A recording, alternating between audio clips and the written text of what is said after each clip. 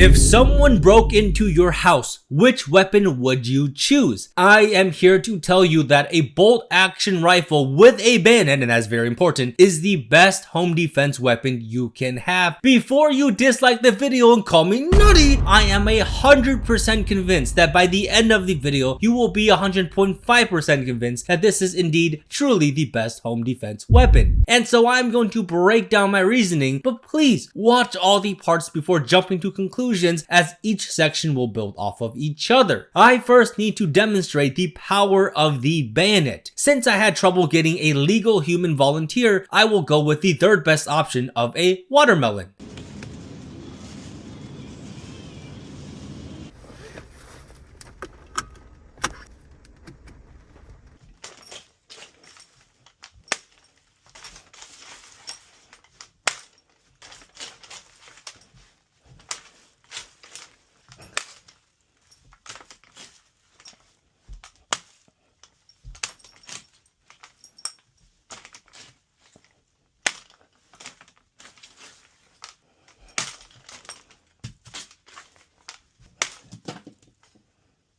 What the hell am I doing?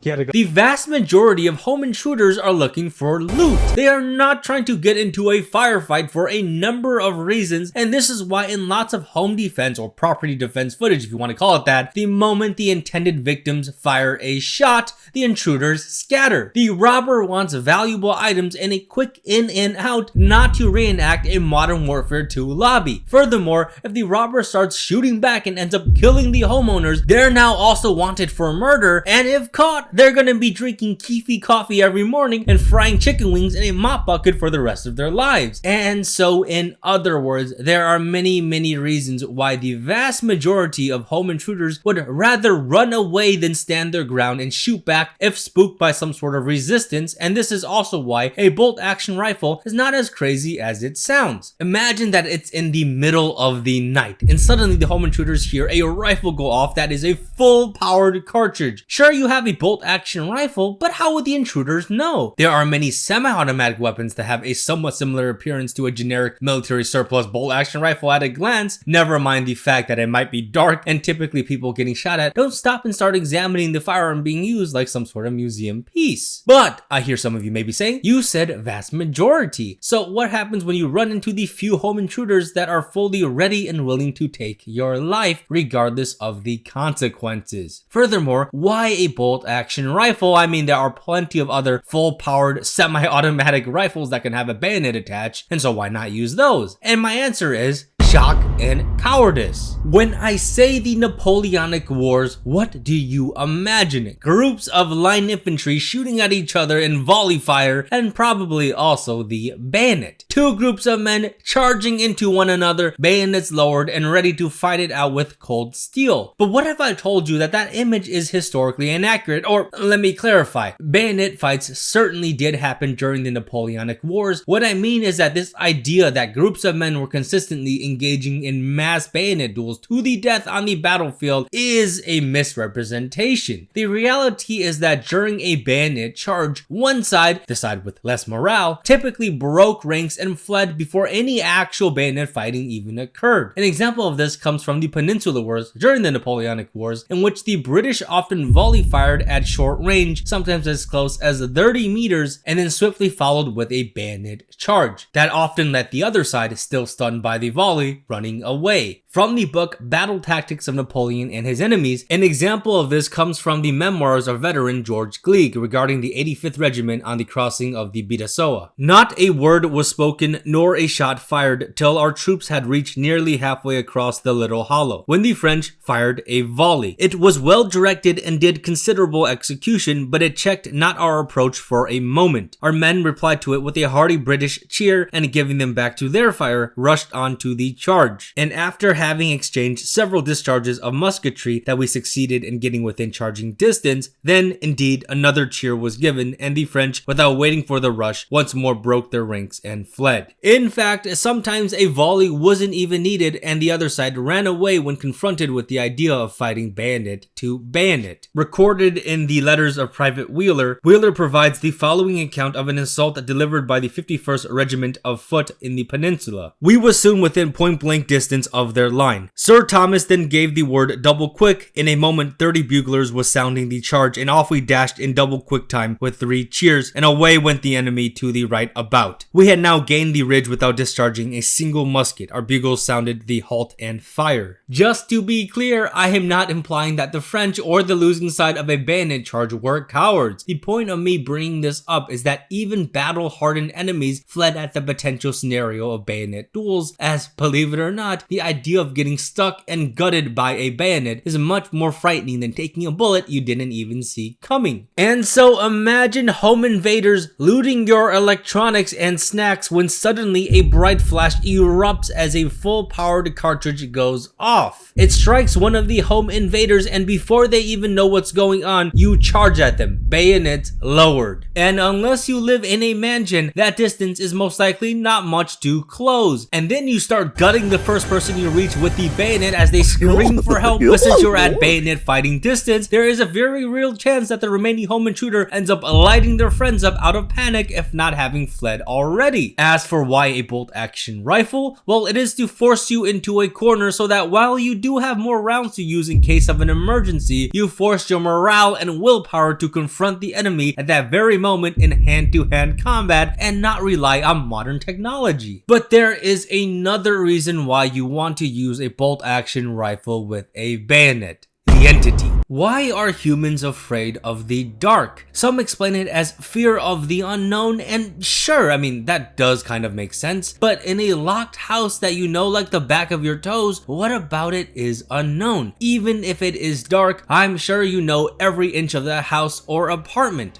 right? There is a darker truth, a reality that some choose to ignore. Have you ever seen things flicker in the corner of your eyes at night, or like when you just know you're alone, strange lights and shadows? Well, that's because you're not alone. You are being watched by the entity. The entity in its purest form is an almost ghost-like figure with glowing eyes. This explains the strange lights you see in the dark, but its main weapon is the mimic. The mimic can take on the shape of your loved ones. It can replicate pretty convincing voices and laughter, but it can never truly replace the ones you know and love. The faces of the mimics are distorted. Sometimes the mimic looks exactly like a person, except their eyes are pitch black. But the point is that there is always something wrong with their appearance. This is why the entity, in its mimic form, only shows up around the dark, and when you think that you're alone. The darkness hides their contorted features. Being alone means that there's no loved one nearby to tell you and clarify that the entity is lying to you. The mimics, the entity, have caused strange disappearances throughout history. Children fall prey to the entity not because they don't know what a stranger is. Even as a little child, you can recognize when a face is hostile or unfamiliar. They fall prey because they think that the people they encounter are their loved ones rather than a mimic.